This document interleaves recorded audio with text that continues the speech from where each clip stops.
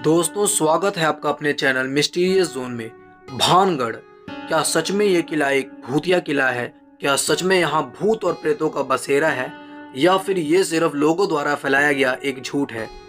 चलिए नजर डालते हैं भानगढ़ के एक ऐसे ही किस्से पे। जयपुर राजस्थान के अलवर जिले में शरीक्षा के जंगलों से घिरा भानगढ़ आज भी खुद में कई रहस्य समेटे हुआ है।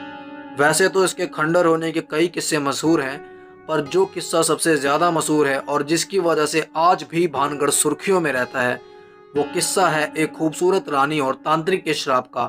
तो चलिए शुरू करते हैं अपनी आज की कहानी। महाराजा छतर सिंह की रानी रत्नावती तीतरवाड़े की बेटी थी। रानी रत्नावती दिखने में इतनी ज्यादा खूबसूरत थी कि उन्हें देख कोई भी उन पे मोहित हो जाए, और साथ ही साथ वह तंत्र विद्याओं की अच्छी खासी जानकार भी थी। कहा जाता है भानगढ़ में तांत्रिकों और साधुओं का काफी सम्मान किया जाता था, और यही बात सुनकर सिंघा नाम का एक तांत्रिक वहां गया और महल के सामने स्थित एक पहाड़ी पर अपना स्थान बनाकर अपनी साधना करने लगा। न जाने कब और कैसे तो उस तांत्रिक ने पहाड़ी से रानी रत्नावती को देख लिया, और उनकी खूबसूरती को देख वो उन पर मोहित हो गया। तांत्रिक अच्छी तरह जानता था कि बिना अपनी तांत्रिकी शक्तियों के वो रानी रत्नावती को कभी नहीं पा सकता था। पाने की बात तो दूर थी, वो उनके करीब तक नहीं जा सकता था। तांत्रिक जानता था कि जिसे वो पाना चाहता है वो कोई आम स्त्री नहीं बल्कि भानगढ़ की ही रानी रत्नावती थी। और तांत्रिक ये भी जानता था कि अगर इसकी भनक राजा छतर सिंह को लगी तो उसके प्राणों को राजा से बचाना असंभव है। इतना कुछ पता होने के बाद भी तांत्रिक ने अपना विचार नहीं बदला और रानी रत्नावती को अपने वश में करने का फैसला किया। तांत्रिक ने कई बार अपनी चाल चली, पर वह सफल ना रहा।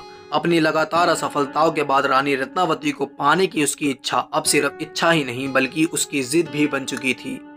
और दूसरी तरफ तांत्रिक इस बात से बिल्कुल अनजान था कि रानी रत्नावती भी तंत्र विद्याओं की अच्छी खासी जानकार थी। ये बात ना पता होने के कारण ही तांत्रिक ने एक ऐसी भूल की थी जिसकी वजह से तांत्रिक अपनी मृत्यु के साथ साथ भानगढ़ के विनाश का भी कारण बना। हुआ यह था कि अपने हर दांव में असफल होने के बाद तांत्रिक ने अपनी आखिरी चाल चली, और तांत्रिक ने अपनी इस चाल का हिस्सा रानी रत्नावती की एक दासी को बनाया।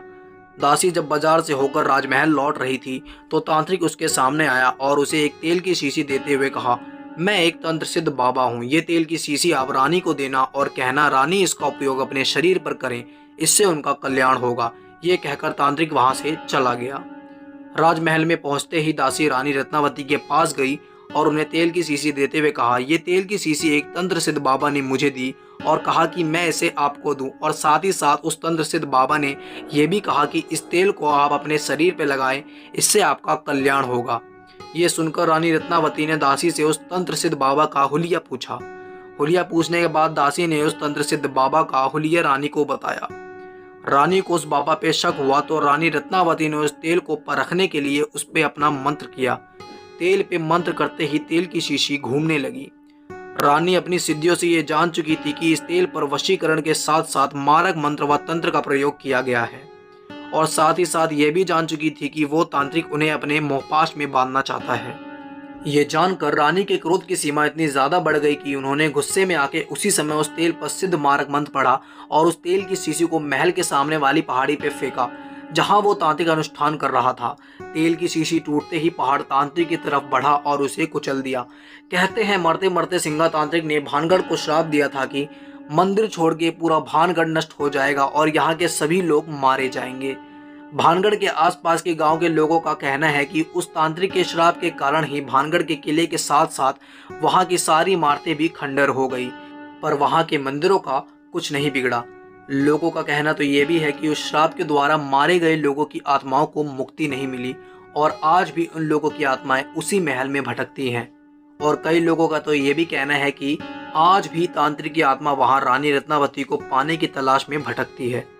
कई लोग जो भानगढ़ घूमने गए हैं उनका कहना है कि उन्होंने यहाँ आत्माओं को महसूस किया है। कभी किसी ने किसी की रोने की आवाज़ सुनी है तो कभी किसी ने किसी की हंसने की आवाज़ सुनी है, और कई लोगों ने तो यहाँ पे रात में पायल की घुंघरू की आवाज़ भी सुनी है।